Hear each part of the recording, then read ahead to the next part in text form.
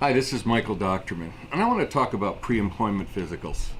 It's one of those things that we'll all agree should be done, but in truth, I discovered a whole lot of clients don't do it.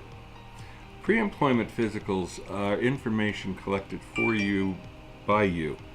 Fact is that since your employee is going into a pre-employment physical that can only happen after you've offered them the job, they're aware that this information is being made available to you.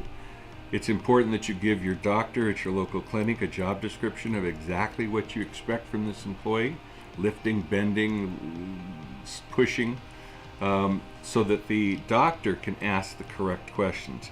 Doctor can ask questions you can't, and then can pass on information to you like this really is not a good person for the job you're looking for.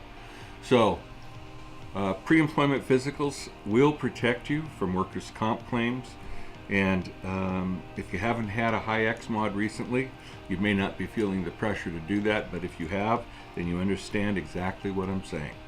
Get the pre-employment physicals to protect yourself.